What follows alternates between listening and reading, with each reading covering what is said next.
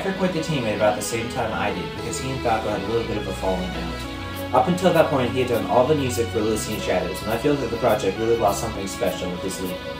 Luckily for us, Falco and he were able to reconcile their differences, and he is once again a contributing member to the Elysian Shadows team, helping to bring the project the most badass soundtrack ever.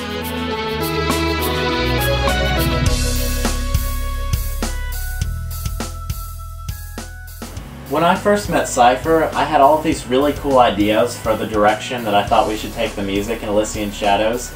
And we would always talk about these different bands and different games that we've been influenced by. And we immediately found a connection, and I honestly think that Cypher has really taken a lot of what we wanted to do with Elysian Shadows and put it in musical form.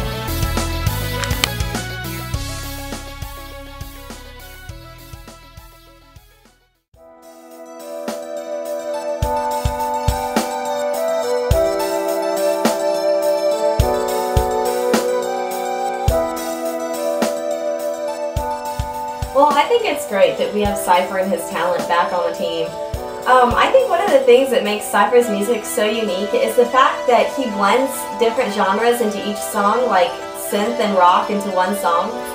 And also he uses such a wide array of instruments that they really help give each song its own texture, and I think will eventually give each biome or area in Elysian Shadows its own atmosphere.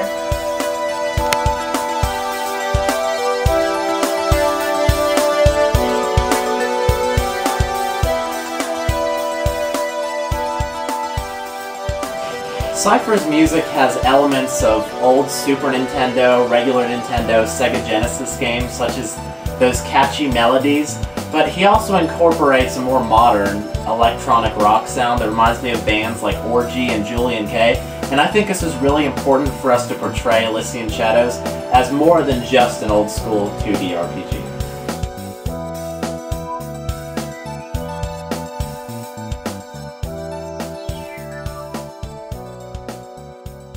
So another way that I wanted to contribute to Elysian Shadows on the more creative end of the spectrum was musically. I've played piano for several years, and as a birthday present, Cypher told me that I could play a song on the piano and send it to him, and he would transform it into one of his synthed out masterpieces. And I guess it just turned out a little better than we all expected, and we thought maybe it could work as an Elysian Shadows song, so I give you Glitter Poison.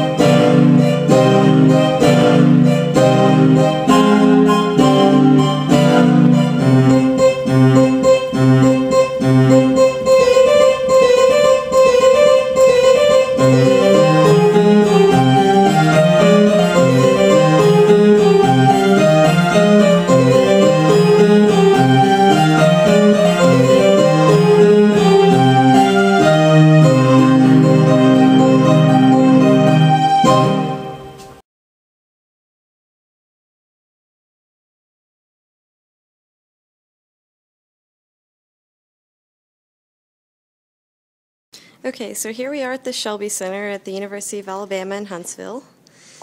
And I've been notified that Falco has finished something and has something cool to show off. So let's go see what he's got. Alright, so we're implementing the new physics system, and something that we're about to change is the movement. Before pushing the arrows to move, let me show you a build. Pushing the arrows to move basically just changed your position. That's it. Instead of, now the physics are based with things like acceleration and velocity and things like that. So I'm trying to simulate friction of the tiles, and right now I have tile friction set to a really low coefficient, so it's kind of like ice. Oh, so that's cool. check it out. I can like ice skate, kind of. Hey, that's pretty cool. Can I check that out? Sure. Alright, let me play with that for a sec. Give me a camera. What are the keys again? Do I use the arrow keys to operate It's it? HBN. HBN, okay. Alright. Let's see what we can do here. Oh, sweet. Don't go off the map. Uh-oh. Fail.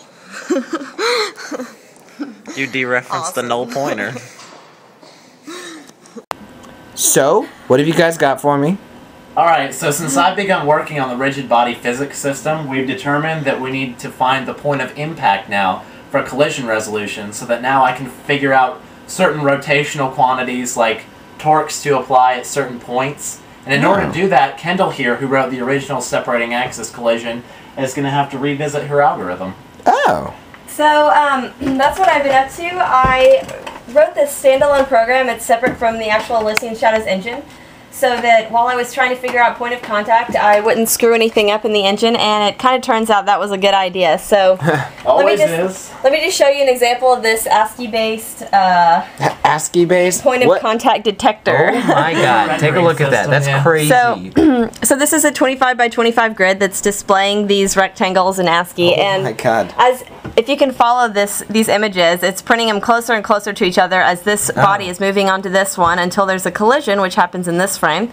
At which point it calculates all the information we need for point of contact, as well as determine that it's an edge-on-edge collision, and calculates the point of contact itself, and then finally in this final frame the collision is resolved using the separating axis theorem.